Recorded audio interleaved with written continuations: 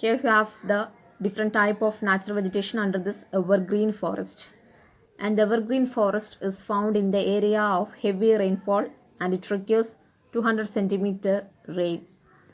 And it can be found in the area of West Bengal and islands of Lakshadweep and Andaman Nicobar. And the height of these trees under evergreen forest is 60 meters or above. And from the name itself, evergreen means these are evergreen throughout the year. That means it has a no definite time to shed their leaves. അതായത് ഈ മരങ്ങൾക്ക് ഒരു particular ടൈമില്ല അവരുടെ ഇലകൾ പൊഴിക്കാൻ വേണ്ടിയിട്ട്. Shed ചെയ്യുക means ഇലകൾ പൊഴിക്കുക. It has a no definite time for to shed their leaves. And that means throughout the year they are evergreen. And under this forest, different types of trees, shrubs, different types of vegetation can be found. And the animals found in these forests are elephants, monkey, deer, and one-horned rhinoceros, etc. And the commercial trees also found in they are mahogany, rosewood, and ebony. The next classification of natural vegetation, second category, that is deciduous forest, tropical deciduous forest. And these are the widespread forests found in India, and they are also called monsoon forest. And this forest requires the rainfall, it is between 200 centimeter to 70 centimeter. And these trees or these under this deciduous forest, the trees shed their leaves in particular season, that is about this between 6 to 8 weeks. About 6 to 8 weeks in dry summer season they are shed their leaves on the basis of availability of water. And the dry deciduous forest is divided into two, that is under this first one, montane forest, or moist and dry deciduous, two category, that's a dry deciduous and moist deciduous. Under the classification of deciduous forest, first classification, that is moist forest. And the moist forest, it requires the rainfall is 200 to 100 centimeters rainfall is necessary, and it can be mostly found in the eastern parts of the country, that is Chhattisgarh and other parts of northern eastern states of Himalaya, Jharkhand, etc. And teak is the most prominent trees found in this category. And other commercial crops are mulberry, then bamboo are found in this category. Second category, that is dry deciduous forest. And this forest requires the rainfall, annual rainfall, it requires 100 centimeter to 70 centimeter rainfall is necessary for the growth of dry deciduous forest. And it can be found in the area of peninsular plateau and the parts of Uttar Pradesh. And the major trees can be found in teak, sal, peepal, and neem are found in this region. And the animals that are predominant or prominent here is the tiger, pig, elephant, etc. The next classification, that is the third category, the thorn forest and scrubs. And these are found in the area of rainfall below 70 centimeter. And this type of vegetation have to be found in the areas of arid region, that is usually in the place or the states of Rajasthan, Gujarat, and Madhya Pradesh. And these states, we know that the climate and the soil type is very arid. And the usually found trees or plants are euphorbias, acacia, palm, then cactus are found in this region. And the trees are scattered and their roots are penetrating deep into the soil in order to get water, and their leaves are thick and succulent to water. അതായത് ഈ ഭാഗത്തുള്ള ചെടികളുടെ പ്രത്യേകത എന്ന് പറഞ്ഞാൽ അതിൽ തണ്ടും ഇലകളൊക്കെ നല്ല കട്ടിലായിരിക്കും. കാരണം മാക്സിമം അവർക്ക് റൂട്ട്സ് ആണെങ്കിൽ താഴോട്ട് മണ്ണിൻ്റെ അടിയിലേക്ക് ഇറങ്ങി നിൽക്കും, കാരണം മാക്സിമം വാട്ടർ കളക്ട് ചെയ്യാൻ വേണ്ടിയിട്ട്. അതേപോലെ തന്നെ അതിൻ്റെ ലീവ്സ് തിക്കായിരിക്കും, അത് മാക്സിമം വാട്ടർ കണ്ടൻറ്റ്, അതായത് സെക്കുലൻറ്റ് ആയിരിക്കും, വാട്ടർ കണ്ടെയ്ൻ ചെയ്യാൻ പറ്റുന്ന രീതിയിലായിരിക്കും.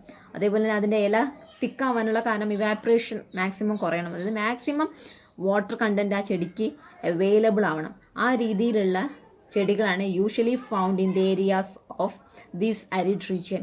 And the animals found in this region are fox, wolf, etc. The next type of vegetation, that is last one, mangrove forest. And the mangrove tidal forest are found in the areas of coast which is influenced by the tides. അതായത് tides വേലിയേറ്റം വേലിയിറക്കം ഉള്ള സ്ഥലത്താണ് സാധാരണയായിട്ടും mangrove forest കാണപ്പെടുന്നത്. And mud and silt get accumulated on this region on this cost and dense mangroves are found in this region and their roots are submerging into the water. And usually the mangrove trees are found in the rivers of the delta plains of the Ganga, the Kaveri and the Krishna. And Sundari trees is one of the best known timber available in this region. And other animals are found in these regions are the animals that found in these regions are turtles, crocodiles, and Royal Bengal tiger is the prominent or predominant animal found in this region. The last topic, that is wildlife. Like its flora, India is well known for rich beauty of fauna. That means different animal species are found in India. Like 90,000 animal species are found in our country. And in our country we can see that different animal species, mammals, reptiles, one-horned rhinoceros, all different category of animals that can be found in our country. India's in one country both the tiger and lion can be found. And India we have Tiger Reserve Center, that is Gir Forest is one of the famous Tiger Reserve Center in India. And we know that in the category of mammals, that elephants are the most majestic animal in the category of mammals, and it can be found in wet forest of Assam. And the next one is one-horned rhinoceros, and this can be found in the states of Assam, that is in a marshy and wetlands. And from all this we can say that we can conclude that different variety of animal species and plant species are found in our country. And both the Himalayan regions, we know that Himalayan places is a cold, very cold region, and different type of animals are found in that region also. That is a yak, then the shaggy horn wild ox, and different animals can be found according to the climate of our India. All these different species and animals are found, but all these comes under extinct category, or they are endangered because of the threatening of human activities, which may affect the extinction of the animal species and the birds or the floras and faunas.